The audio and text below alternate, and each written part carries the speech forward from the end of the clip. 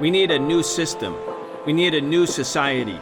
We need to demand that which may have sounded impossible even a few weeks ago, but is not only realizable, but an imperative necessity.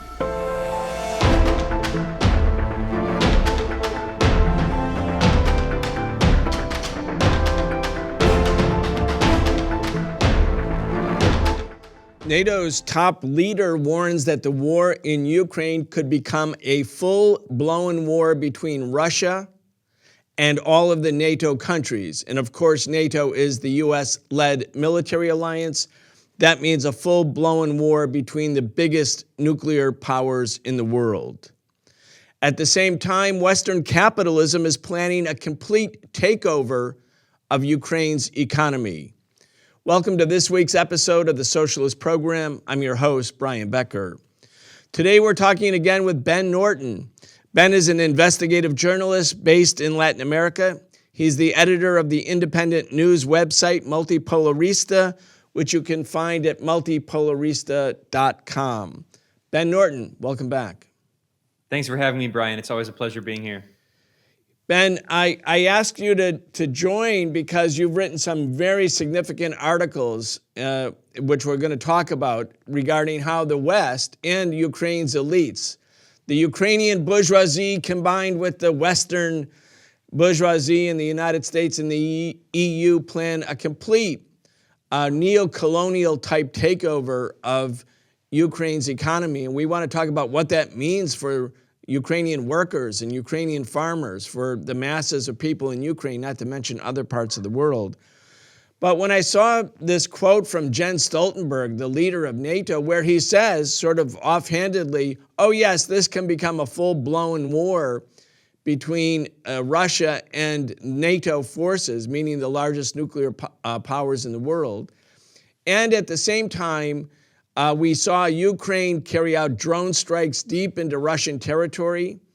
In the last few hours, there are reports, at least in the media, that Russian drones have struck buildings in Kiev, the capital of Ukraine.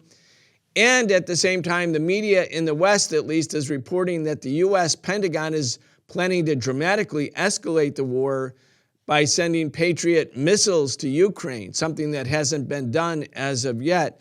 So I wanted to talk to you about the economy, the economic impact of the war on Ukraine, on Europe, on the United States, on the global South, the impact on Russia's economy. There's a lot to talk about.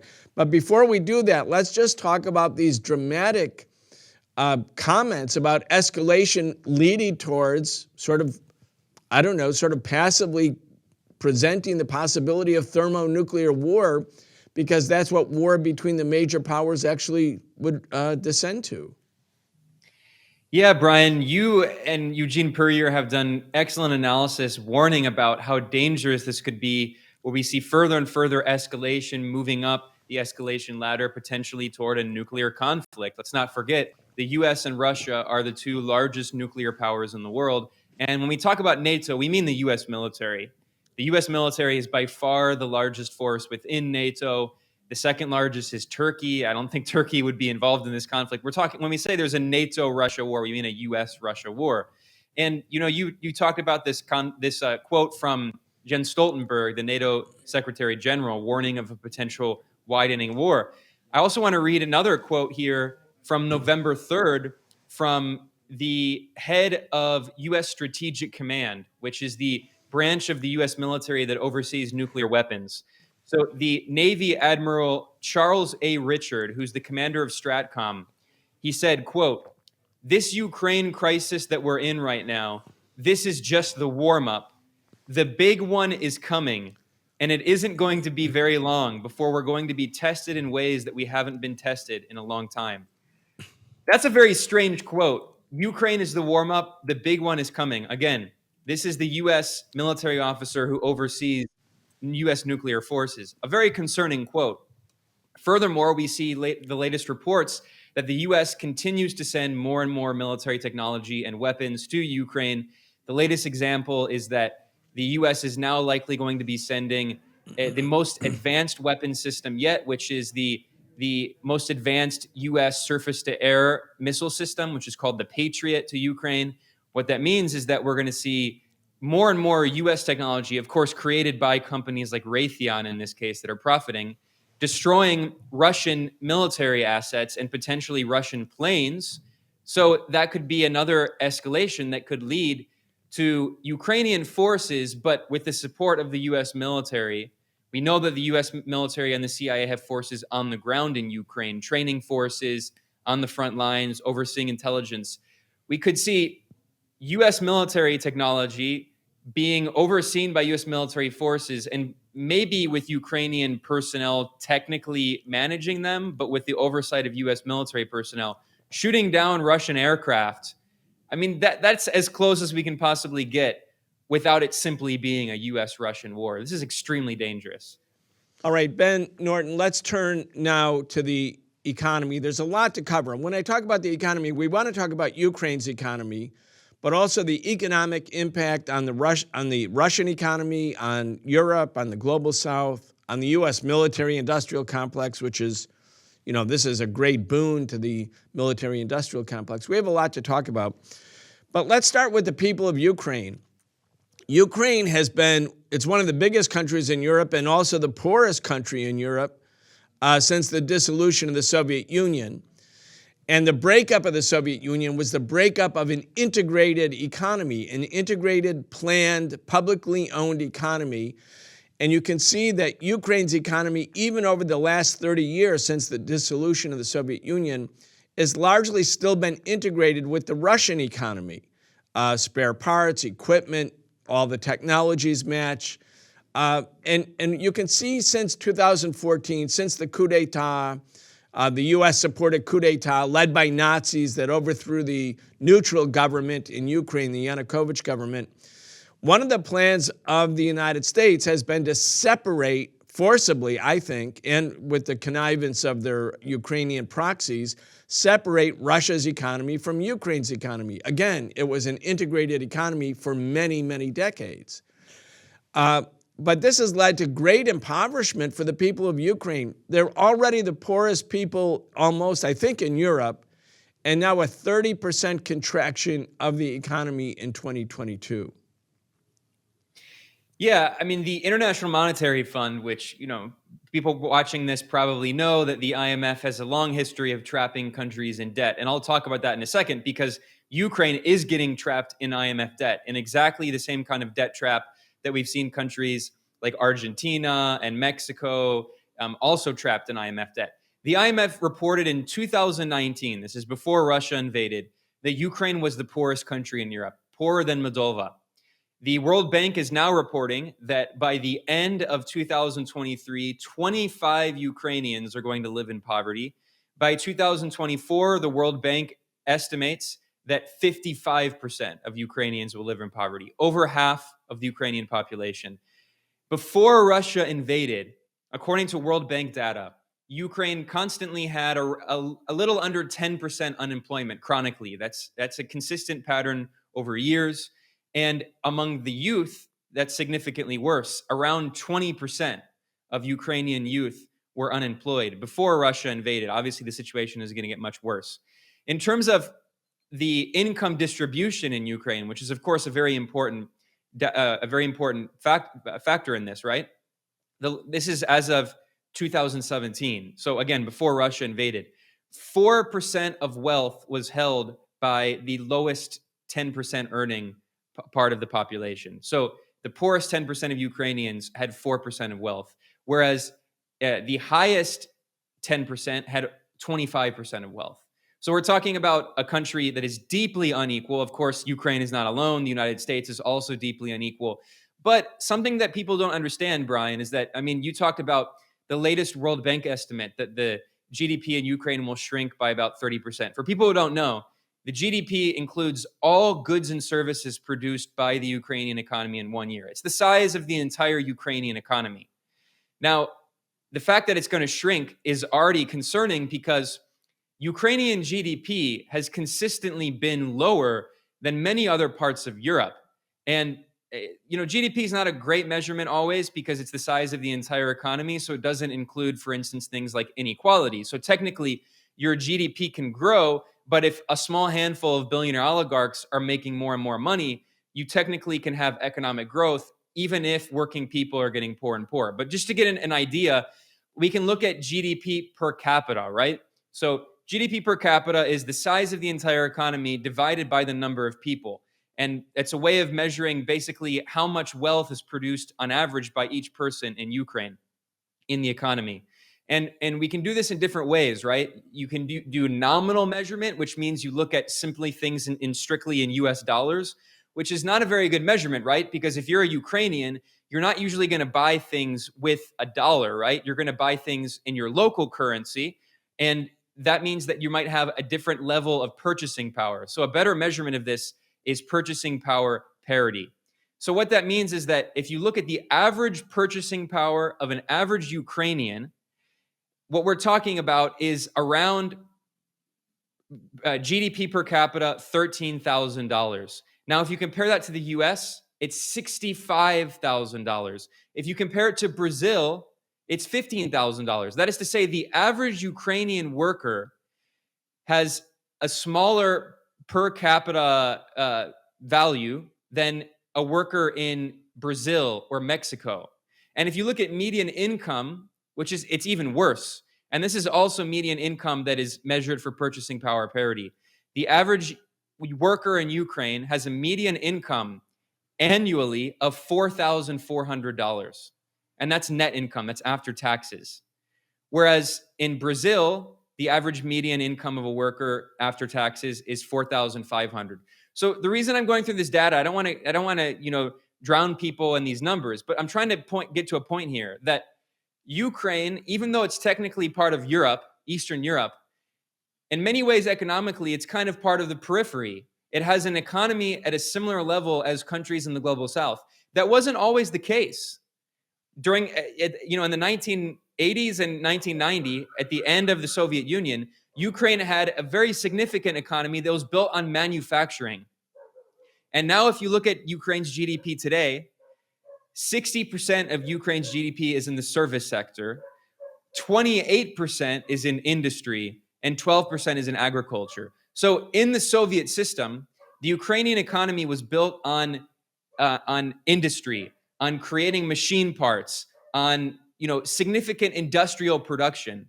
But now we see in the neoliberal era, Ukrainians have gotten poorer and poorer, and their purchasing power has decreased more and more. And now we see that the majority of Ukrainians work in the service sector, not in industrial production. And we see that their wages, on average, the median income is lower than the wages for an average worker in Brazil or Mexico. And it's only going to get worse. All of this data that I've been talking about is from 2021 data, mostly from the World Bank. So Ukraine is in a very desperate situation. And the situation for Ukrainian workers is going to get worse and worse. We can talk, Brian, about what the economic policies being proposed by the Ukrainian government and the West are.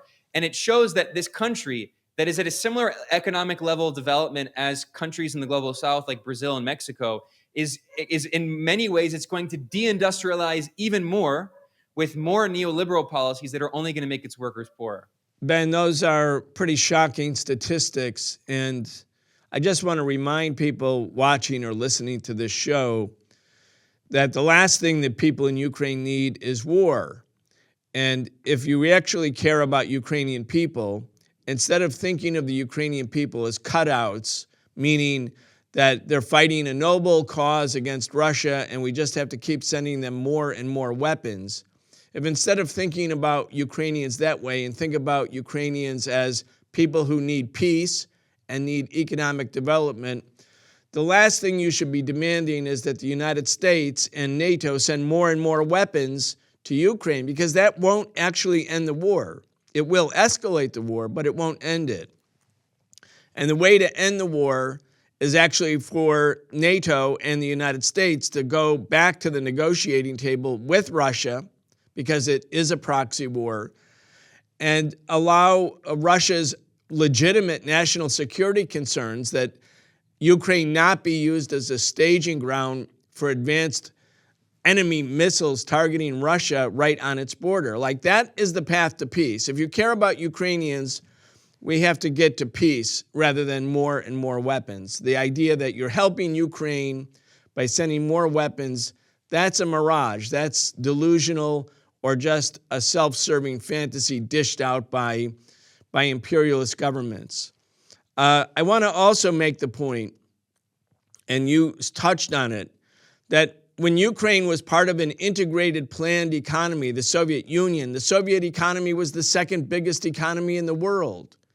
So the oil and natural resources that came from, say, Azerbaijan, from the Caspian, from the Caucasus, from Russia, they were also accessible for Ukraine, just as Ukraine's great industrial production sector and its agricultural sector were goods and services available to the rest of the Soviet people.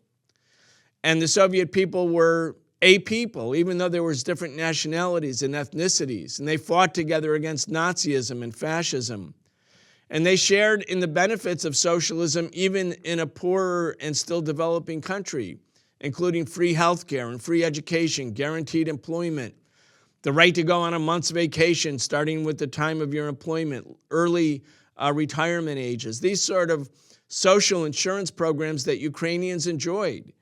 And Ukrainians, I don't know in terms of how the IMF measures that, but if you have free healthcare, affordable housing, free transportation, the right to take an affordable vacation, and the right to retire early, even if you don't have huge amounts of disposable income, those are huge achievements for working class people. A lot of that, most of that is gone for the people of Ukraine. And what's coming next, as Ukraine has been moved into the US-EU sphere of influence, is more of the same, meaning more of the economic catastrophe for the Ukrainian working class.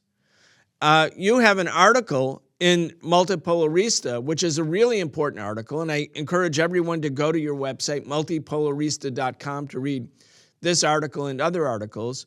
The title is, Zelensky is literally selling Ukraine to U.S. corporations on Wall Street.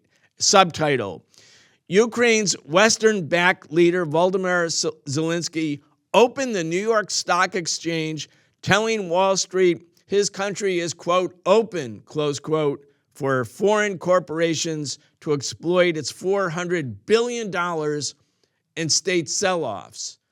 Again, this is not going to be nirvana for the Ukrainian working class, but it will be for capitalist investors in the West. Absolutely right. And in September, Zelensky symbolically, he rang the opening bell, if you will, via Zoom from the New York Stock Exchange on Wall Street. And the image of it is deeply symbolic because it shows the economic policies that Zelensky is trying to pursue, supposedly to improve and revive the Ukrainian economy, which it's the same old neoliberal playbook of the Chicago boys. It's very similar to the kind of neoliberal shock therapy imposed on countries like Indonesia after the US-backed fascist coup led by Suharto, or the similar fascist coup in Chile in 1973 led by Augusto Pinochet. I'm going to read here a press release from the Ukrainian government that boasted of the announcement of the Advantage Ukraine project. This is the language of the Ukrainian government. They said, the $400+ billion in investment options featured on Advantage Ukraine span public-private partnerships, privatization, and private ventures.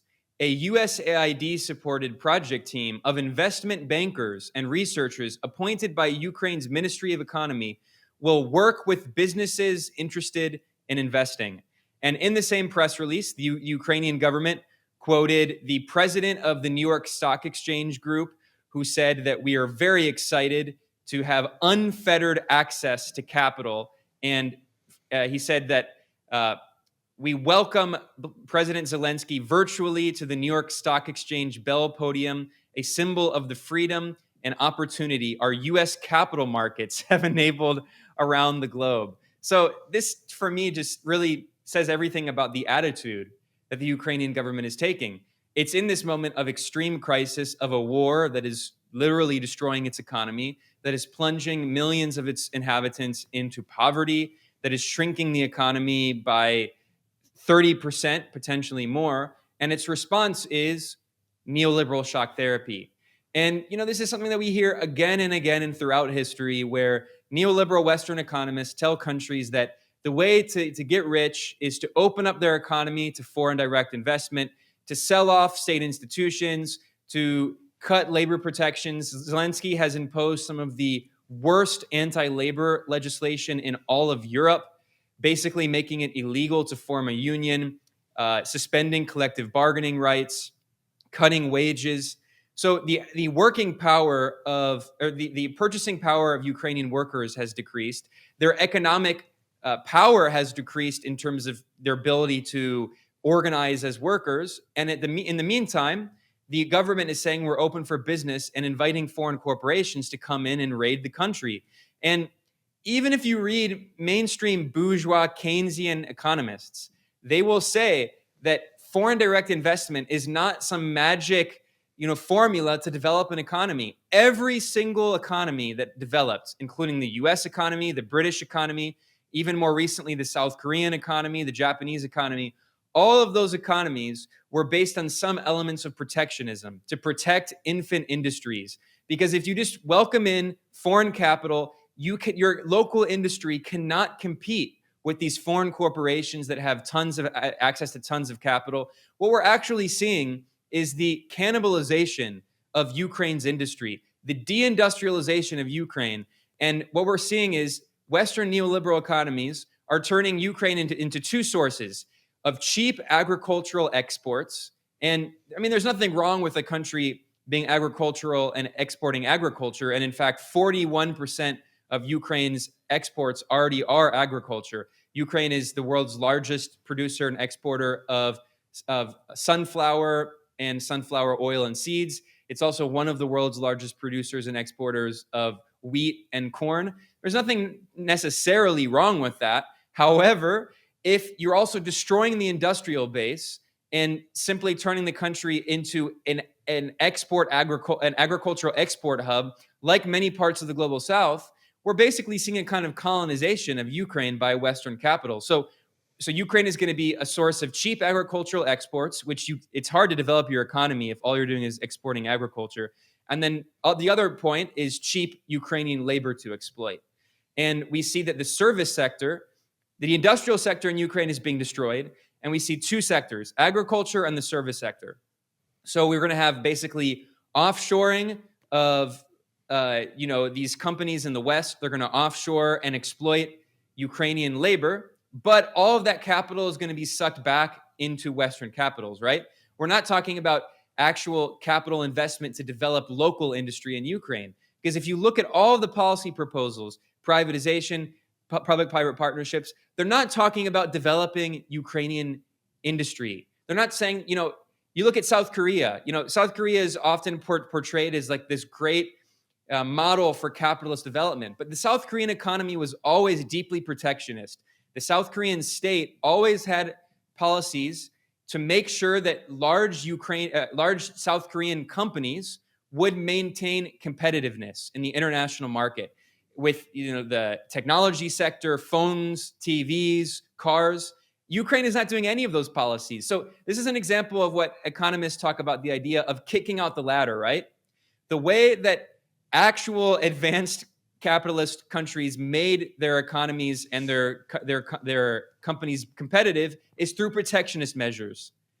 And that's how they developed it. And then they tell everyone around the world, get rid of all your protectionist measures and implement these neoliberal policies on an export basis, kicking out the ladder below them. And that's exactly what they're doing to Ukraine. It's the same economic program that the IMF has imposed around the global South, and now they're doing it to their so-called allies in Ukraine.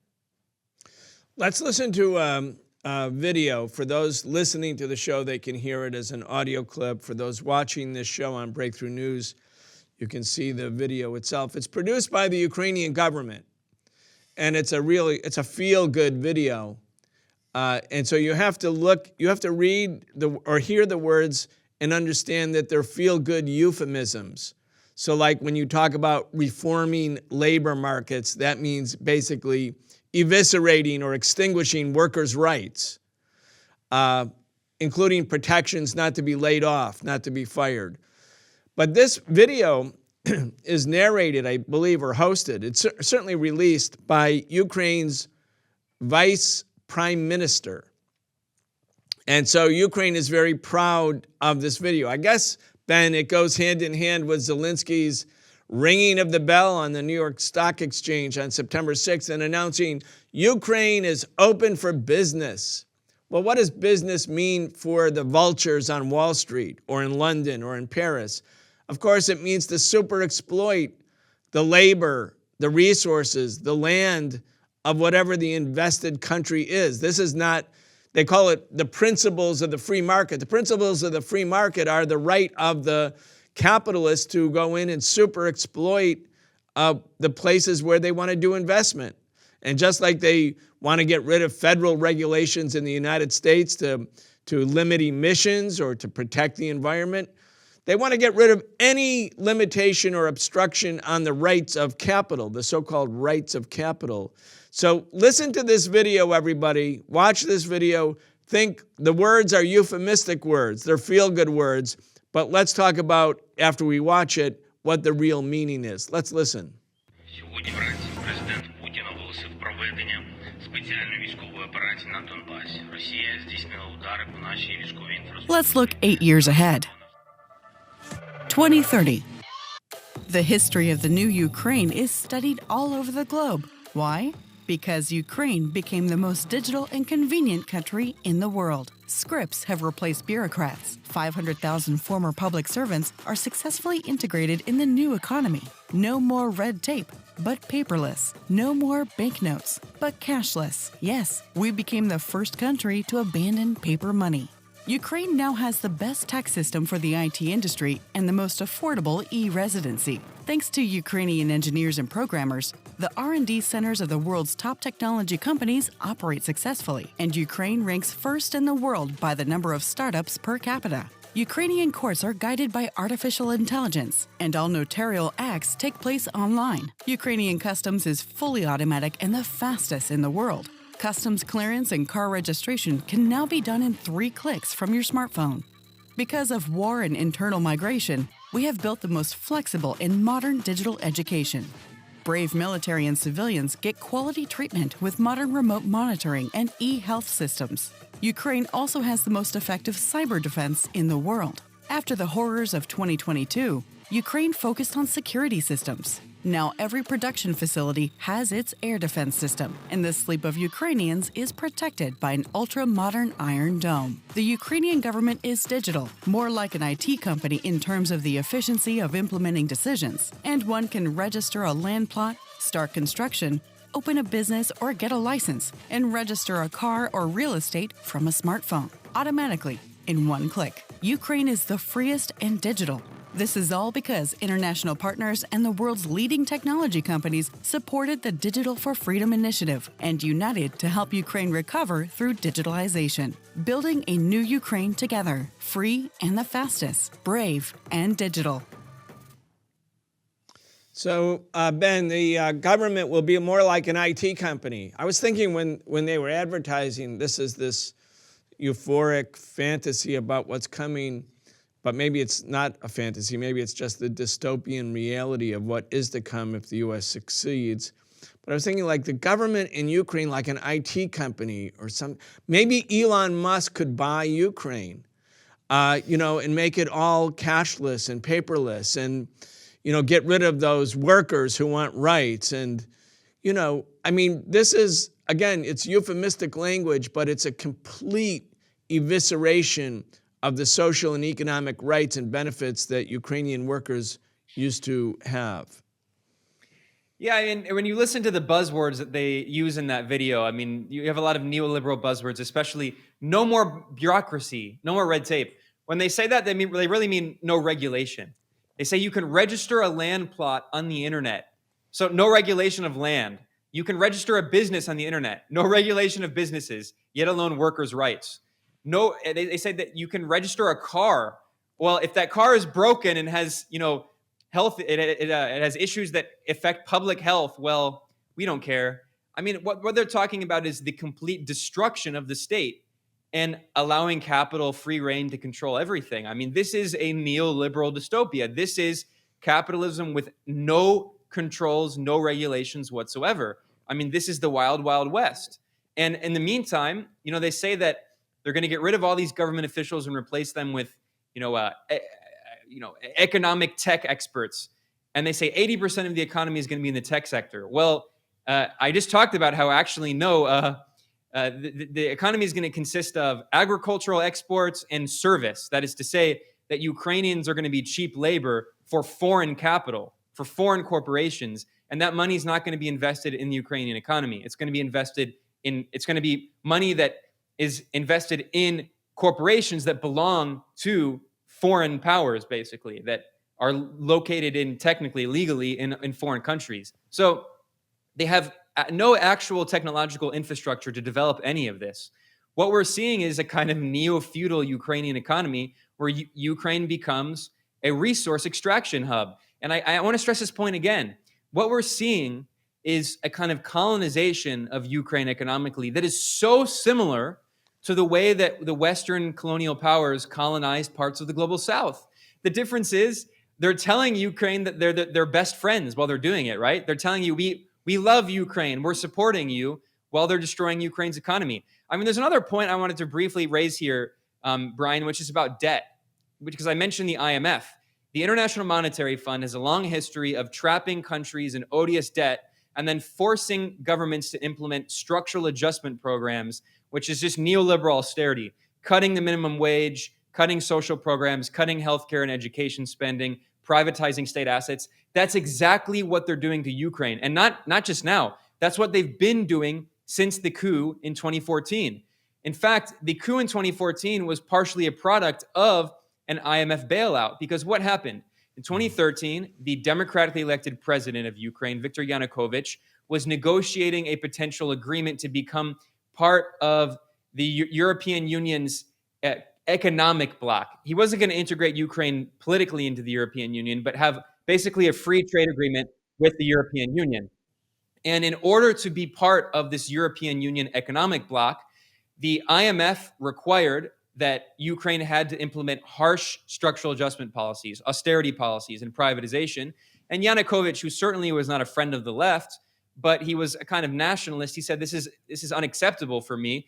I would have to sell my country off to all of this foreign capital. And he refused to accept those conditions.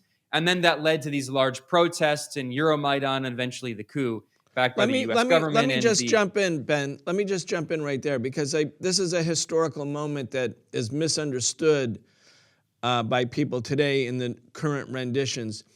When the EU offered not full membership of Ukraine into the EU, but what's called an association agreement, it was, as you're stating, basically an austerity plan.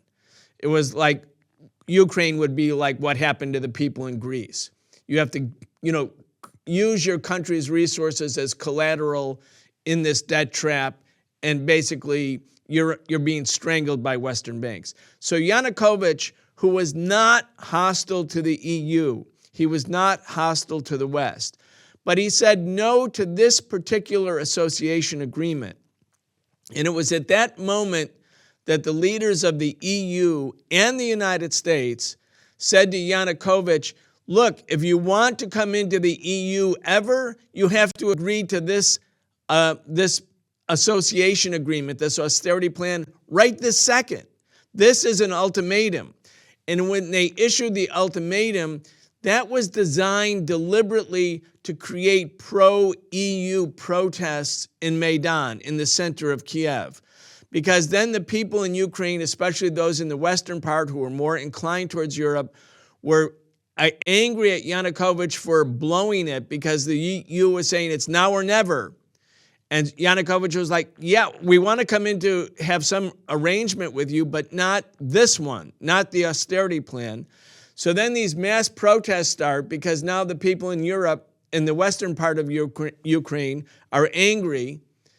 And within that pro-Maidan protest, pro-EU protest, the fascist element, the Azov battalion, the right sector, they constitute maybe 10% of that. Not most people, but maybe the decisive 10%. And after a few months, it's they, the Nazis, the fascists, the right sector, who carry out the armed dispersal of the government, the Yanukovych government, and seize the power. And then we have a new government that the U.S. helped handpick. So my point is, the Maidan protests themselves were part of this plan by the EU to create social and political tension within Ukraine by creating an association agreement as an ultimatum, as opposed to saying, okay, you don't like this plan, let's go back to the drawing board and see if we can give you a better plan. EU deliberately created a crisis that led to mass protests that eventually led to the coup, which of course was the big game changer. Go ahead. Absolutely. And we can see that there is also a direct economic reason for this. I mean, not only are we talking about geopolitics here, these things always intersect with the economic motivations.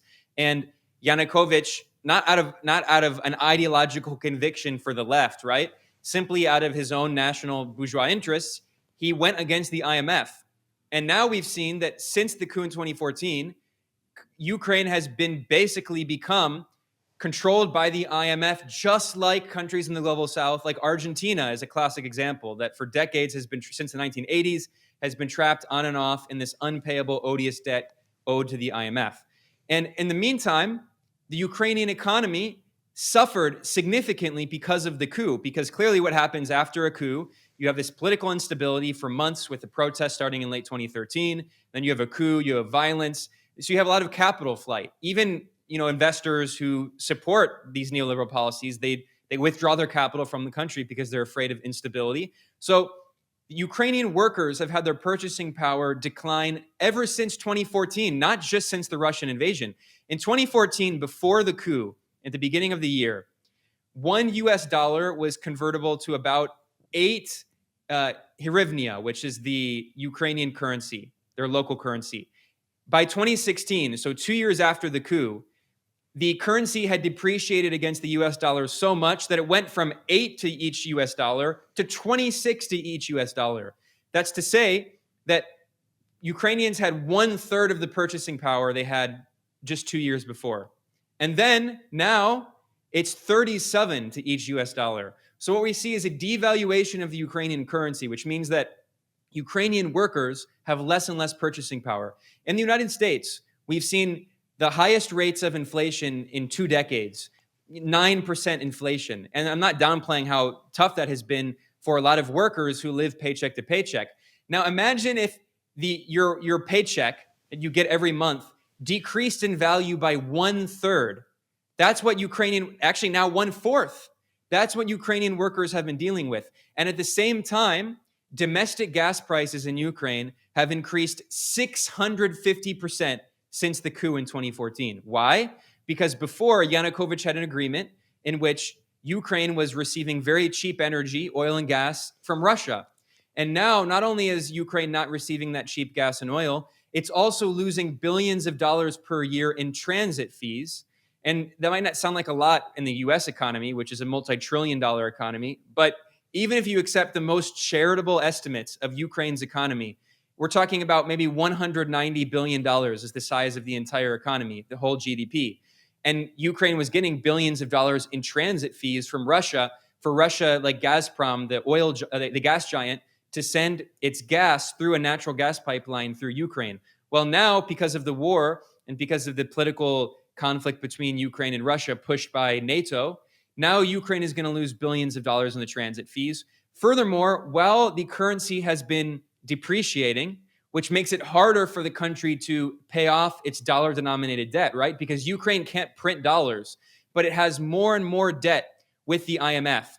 Meanwhile, the latest numbers of debt total external debt, which is largely to the IMF and Western banks and the World Bank.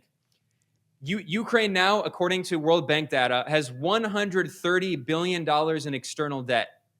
So that means that we're talking about over half of the GDP in external debt. How is Ukraine going to pay that US dollar denominated debt? How is Ukraine going to get the dollars it needs to pay off that debt?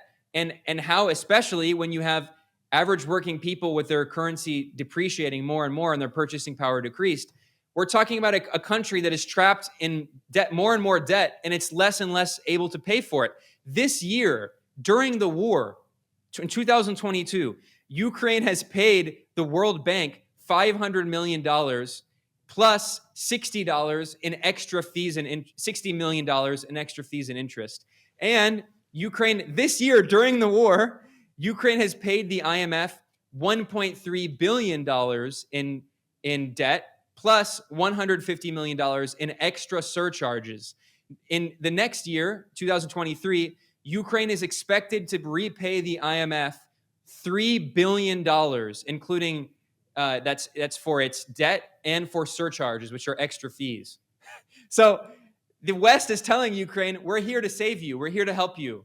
But at the same time, it is forcing Ukraine to continue to pay billions of dollars to the IMF and the World Bank. This is what help looks like to the neoliberal countries in the West. Very well put. And again, if the capitalists and bankers and militarists in the West who are making so much money from the war really want to help the Ukrainians, let's give them a test, Ben. Let's cancel all of the Ukraine's debt to European and U.S. banks because they love Ukraine so much. It's such a noble cause. The war must go on. So cancel the debt. Cancel the debt. And of course, when you think about who else is paying for the war, I mean, people in Europe are paying higher energy prices. You have the people in the United States, more than 50% of the discretionary federal budget every year goes to the military war machine. And either directly through Pentagon spending or the spending for war in the intelligence agencies or in the Department of Energy or in debt servicing of debt from previous wars, like the wars that go on nonstop in the United States. So you have the U.S. military budget, the DOD budget, about $800 billion. Congress, by the way, gave the DOD, the Pentagon, more money than even Biden asked for, showing that Congress is like an imperialist institution as well. The real budget for war spending is probably $1 trillion in the U.S. So who pays that money? That's U.S. taxpayers. That's U.S. working class folks, the middle class, the workers, the poor. People pay that money. And when you talk about the tens of billions of dollars in aid, so-called aid to Ukraine, well, a lot of that money never leaves the United States. It's just checks being, made to Lockheed Martin and Raytheon for the next set of weapons. And they call that aid to Ukraine. Well, that money goes to the investors, the capitalist investors in the military-industrial complex. So Ukrainian workers are suffering. People in Europe are suffering. People in the global south are being ravaged by high food prices because wheat and food exports coming from Ukraine and Russia are either diminished or cost more. And people in the United States are footing the bill for the military-industrial complex. I mean, this is a rich man's war. And, every time the ruling class in an imperialist capitalist country goes to war, they always say they're reacting to somebody else's misdeeds. In this case, it's Russia's aggression against Ukraine is the trigger. And yes, Russia did invade Ukraine, and you don't have to support Russia's invasion of Ukraine to recognize that the U.S. wasn't unhappy about Russia's invasion of Ukraine, because in a way, they've created a situation on all of these fronts that's completely beneficial to capitalism, or at least to the capitalist ruling class. So I just want people to, when you look at the news and say, America's doing this because of Russia's aggression, think about the big economic picture, because, Ben, as you're pointing out in your articles in Multipolarista, the establishment, the political, military, and economic establishment in the United States, they're not simply reacting to Russia's aggression. They have big plans for Europe and for Ukraine. And this is, by the way, if you look at the World War II, I'll just finish on this. 1943 to 1945. I recommend everybody to read the book, Gabriel Kolko's book, The Politics of War. Between 1943 and 45, the main consideration by the United States and Britain, while it was destroying German and Japanese cities, destroying them, literally firebombing them out of existence, was how they were going to economically rebuild these places to the benefit of capitalist elites in those countries, and especially to the capitalist elites in the United States. So it isn't just reacting to the enemy, reacting to the aggressor. There's a lot of planning going on about what a post-war arena looks like economically, socially, and politically. That's absolutely right. War is big business for the capitalist class. And, there are so many direct parallels, in fact, to past wars. You mentioned World War II, and, we can talk about the Marshall Fund. When I learned about the Marshall Fund in public school in the U.S., it was portrayed as some benevolent plan by the U.S. government to help protect and, save its allies.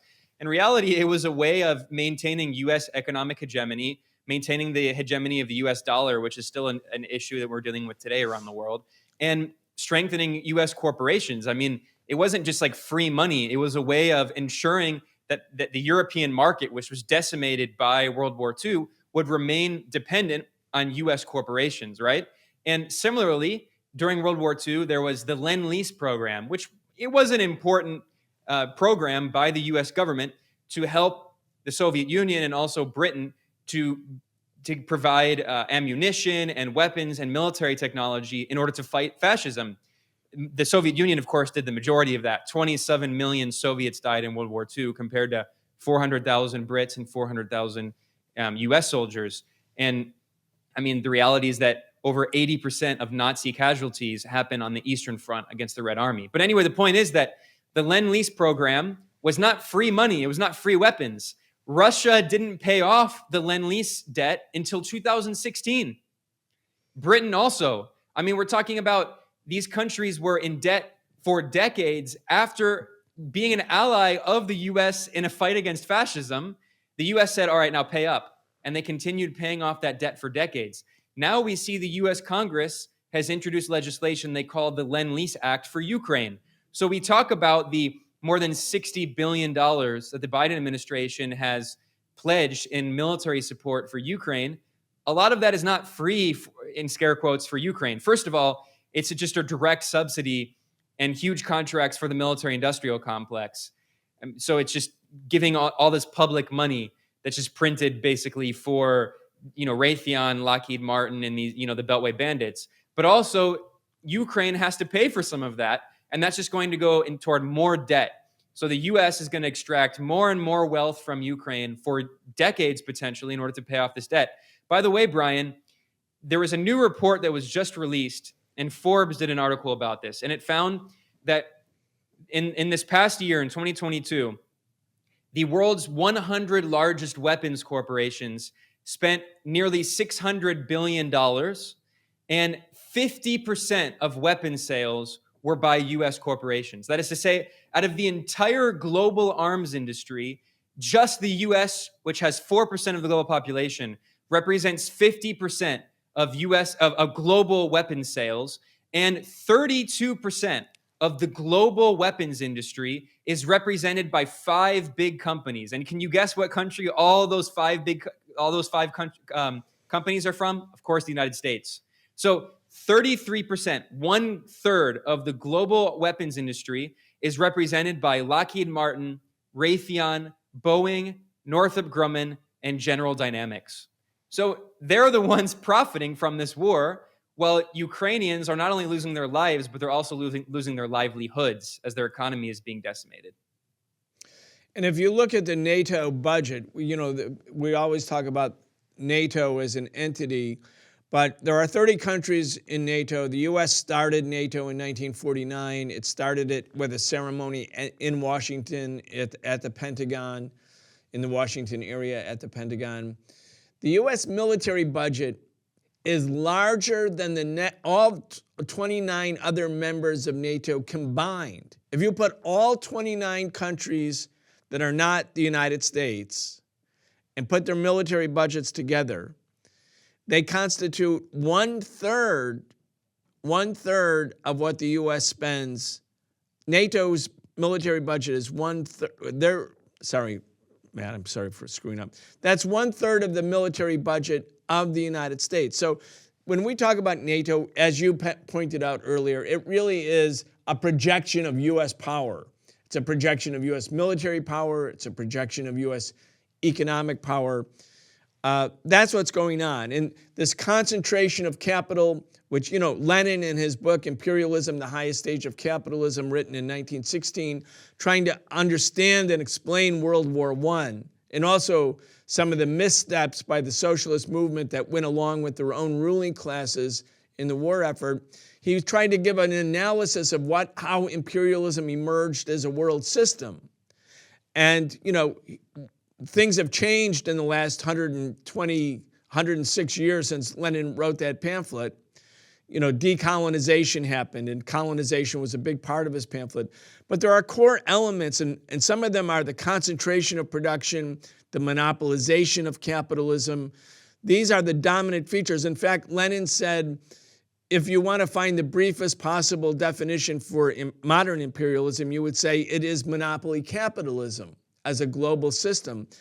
And so when you think about this vast expenditure on military, on death and destruction, and 5 primary corporations dominate that, the same process of monopolization and concentration of wealth that's happening in the military, it's happening in media, it's happening in banking. These fundamental features of modern capitalism are very, very much in place. In that sense, Lenin's thesis still holds. And it is, of course, a driver of military conflict. Again, one of the purposes of our show, Ben, is to bring class consciousness or political consciousness to people so that the spoon-fed war propaganda and pro-market or pro-capitalist propaganda that people get in their everyday lives, that we have some way to challenge it, because their propaganda is marketing for capitalism, and what we're saying is actually the reality of how the capitalist system works. In other words, it's true. Anyway, I think that's why your articles have been so important. I want to, again, direct people to your website, multipolarista.com or .org. No, you're a .com. Multipolarista.com. There's another article that I want to recommend in addition to the one that we mentioned earlier. It's something that you wrote that you published back in July. It's called West Prepares to Plunder Post-War Ukraine with Neoliberal Shock Therapy, Privatization, Deregulation, Slashing Worker Protections. You wrote that, and you have a co-author back in July. You can see as this event is unfolding in real time, that's exactly what's happening. As we move towards the end, Ben, though, I want to talk about another element of the economic impact of the war, because some of them are somewhat surprising, I would say. For instance, when Russia made the fateful decision to actually move its military forces into Ukraine, and that started February 24th, 2022. I mean, we believe that Russia was hoping for a quick ending to the war, that the Zelensky government would crumble, that pro-Russian or pro-neutral political parties, of which there were many in Ukraine, would take the power, and that would sort of end the sort of NATO takeover or the Western takeover of the country. That obviously did not happen. So if that was the Russian calculation, it was a miscalculation. The war has dragged on and on. A lot of people have died. It's a terrible tragedy. The Ukrainian and Russian people who fought together as one for socialism and against fascism are now shooting each other. That's a terrible tragedy. For us as socialists, we could remember the Soviet Union, and in spite of whatever its defects, and of course every society, including new societies in a tortured international environment, are going to have many defects. There were many positive things about the Soviet Union, but one of them was that the Russians and Ukrainians weren't killing each other. So in the sense of a historical overview, This too is a terrible tragedy as a consequence of the breakup of the Soviet Union and the restoration of capitalism. But with that said, the United States always, in the last 30 years, targeted Russia, refused to allow Russia to come into NATO, instead expanded NATO right up to Russia's borders. Obviously, the U.S. feared that if they treated Russia as an equal, different countries in Europe, like Germany in particular, would navigate in the direction of Russia. That would be a detriment to U.S. hegemony in Europe. There were a lot of reasons why the U.S. wanted to still target Russia. And so here we are 30 years later. Russia makes the fateful decision to invade. Predictably, the West evicted or tried to evict Russia from the world economy. The sanctions are so complete, so severe. But one of the interesting things, Ben, is that Russia its economy has not collapsed. And even though it's suffering a lot of hardships, undoubtedly, because of sanctions, and they may likely grow, when you look at its trading partners and its level of trade with Brazil, Spain, China, India, Korea, Japan, and many other countries, the trade has actually increased in 2022. And of course, big parts of the world, when the U.S. was ramming through resolutions condemning Russia as the only culprit in the war, many countries, big part of the population of the world, voted to abstain. They didn't support the Russian invasion, but they abstained in the vote to condemn Russia. And many other countries, even those who did vote to condemn, they didn't decrease trade. They didn't go along with the sanctions regime. They're actually increasing trade. So, we have entered this new multipolar world. Perhaps maybe the creation of your website was prescient in the sense that the Russian invasion, in fact, does create a new era, we believe, of multipolar power. And we're not trying to idealize that, but recognize it as a reality. Let's explain why some of these countries, especially in the global south or in Asia, are not going along and are in fact increasing trade with Russia's economy. And from your perspective and your assessment, your analysis, what's then the impact on Russia's economy? I don't think this is what the U.S. anticipated back in February when all of these sanctions were imposed on Russia. Yeah, well, there are a lot of things happening at the same time. We're seeing a massive global shift in so many ways. And I think what the NATO proxy war in Ukraine kind of obscures is, in general, a more significant development, which is simply the rise of the global south.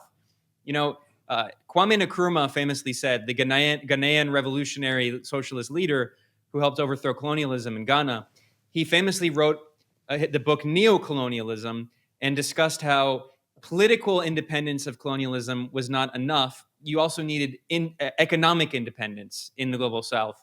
And we've seen attempts for many decades to develop new institutions to have true economic independence. I talked about some of these financial institutions like the IMF and the World Bank that have acted as instruments of neocolonial power. Of course, the US government has veto power over both of those institutions, which were created in the Bretton Woods Conference in 1944 toward the end of World War II, that also established the US dollar as the global reserve currency. So it's part of this economic infrastructure of neocolonialism. So the move toward a multipolar world, of course, is a complicated process, and Russia plays a role in it. But of course, I would say more significant than Russia is China, but also India, South Africa, the BRIC system. Brazil is a huge part of this, and now Lula da Silva is coming back to power in Brazil. And Lula himself has written articles calling for a multipolar world. He was one of the people who gave birth to the BRIC system. It was his idea. The point is that what we're seeing is countries in the global south that had been subjugated by colonialism for hundreds of years are finally being able to redevelop their economies, many through not necessarily socialist models, but state-directed models of protectionist policies. China is a classic example of this. I mean, China still has a socialist model and a communist party governing it, but Brazil is an example of a country where the Workers' Party is not necessarily a socialist party, but It's based on an economic program that used to be called Import Substitution Industrialization, ISI, which was one of the kind of mainstream development economics programs that was used across the global south, especially by countries that were part of the non-aligned movement. Brazil actually helped give birth, and also Argentina, to this idea of import substitution industrialization. And they're returning to that economic model now, which is all based on protecting local industries, having certain forms of tariffs and protection to basically prevent foreign capital from the imperial core from just totally devastating your local industry. So what we're seeing is a rise in general of the BRICS. And as part of that process, the creation of economic and financial alternatives challenging the IMF and the World Bank. And Russia plays a role in this. Now, the Russian economy is certainly no model that socialists would like to emulate. There are a lot of problems with the Russian economy. But we should also understand that the Russian economy is not a carbon copy of the Western neoliberal economies. And the Russian economy of today is not the same economy as it was under Boris Yeltsin in the 1990s. What's not that well known is that, Vladimir Putin, for all the criticisms of him, and there are many left-wing criticisms that are valid, what's not known is that he actually has the equivalent in Russia of a PhD in economics, and his dissertation was basically on the importance of economic protectionism, and basically kind of what used to be called mercantilism. So it's not a socialist model, but if you look at the increasingly the economic model that Putin has implemented in the past 10 years, especially since the sanctions imposed on Russia in 2014 in response to the annexation of Crimea after a democratic referendum in which the majority of Crimeans wanted to join the Russian Federation, Putin personally began imposing a lot of discipline on the oligarchs and state control over certain strategic elements of the economy. So it's not socialism because the state control is not being done on behalf of the working class. Just as Saudi Arabia, which has massive state control over the economy, it's not a socialist economy, right?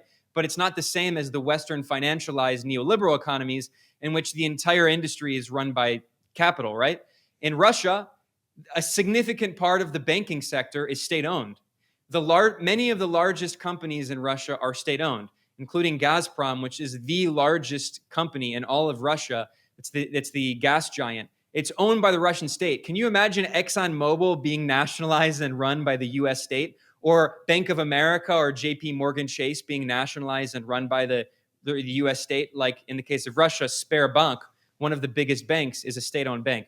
So again, I'm not saying that Russia is secretly socialist. What I'm saying is that we're seeing a return toward more protectionist policies, Keynesian policies, and mercantilist policies. And many of these countries like Brazil, Russia, and of course, China has its own socialist model. And the economist Michael Hudson, in fact, just wrote an entire book about this, which is brilliant, called The Destiny of Civilization, in which he argues that the new Cold War, it's not like the first Cold War, which was strictly a class war between socialism led by the Soviet camp and capitalism led by the US camp. But he argues that the new Cold War does have an element of class war, and that it's a war of the Western neoliberal financialized capitalist model, which is increasingly not based on production. This is exactly what they're doing to Ukraine, destroying economic industrial production and turning it into a financialized service economy for export. So that economic model versus China's socialist model, but also the kind of mercantilist model of countries represented by the BRIC system. Now, they're not a socialist, excluding China, it's not a socialist model, but I think we need to understand we need to have a better geopolitical economic understanding, not just political economy, but geopolitical economy, to understand what's happening as part of this new economic development. So I think that partially explains why Russia has been able to survive these Western sanctions, because immediately after the 2014 sanctions that were imposed on Russia, the Russian government changed many of its policies. It imposed significant state regulation of certain industries, also agriculture. And what also happened is the Russian central bank began amassing insane amounts of foreign exchange reserves.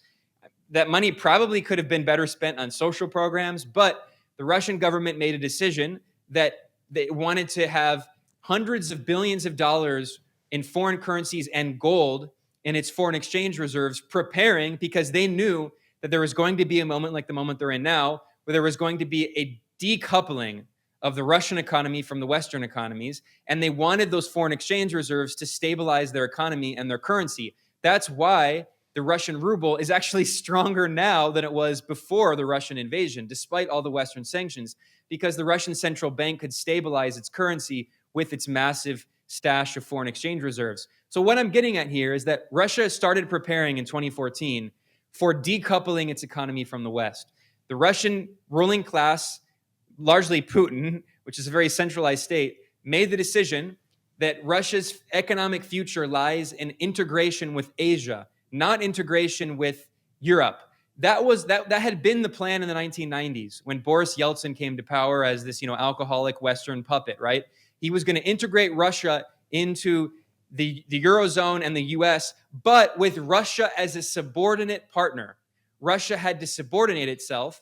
And the thing about Putin is, again, he's an anti-communist. He's not a friend of the left in many ways, but he's a nationalist, and he recognizes that Russia has different economic interests, and he refused to subordinate Russia's economic and national interests to Western capital, and instead pursued a different plan, which is economic integration with Asia.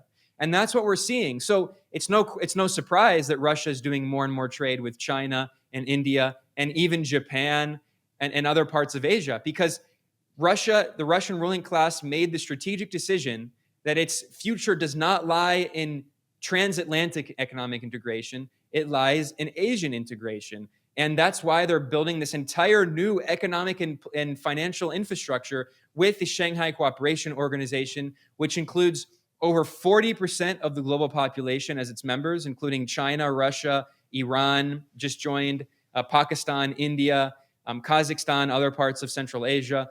Also, I mentioned the BRIC system. So what we're seeing is the creation of a whole new economic and financial architecture, infrastructure.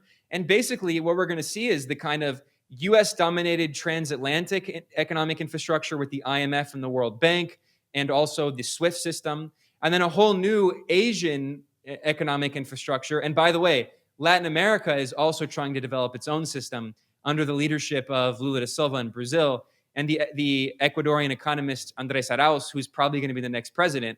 He has already created a plan for a new economic and financial infrastructure inside Latin America. So, Vijay Prashad, a friend of your show, great analyst, he's been making the argument that what we're seeing is a return back toward regional blocks. You have Latin America, you have the transatlantic US-European bloc, which is going to be increasingly dominated by US capital as Europe subordinates its economy to the US economy. You have the growing Asian bloc, and you also have, by the way, ASEAN, the countries of Southeast Asia, which also are a growing economic bloc. So I think that's what the world is heading toward. That's what this multipolar world looks like. And there's certain negative aspects of it, but there are a lot of positive aspects that open a lot of space for socialist movements, especially in countries like regions like in Latin America, where the left is on the rise.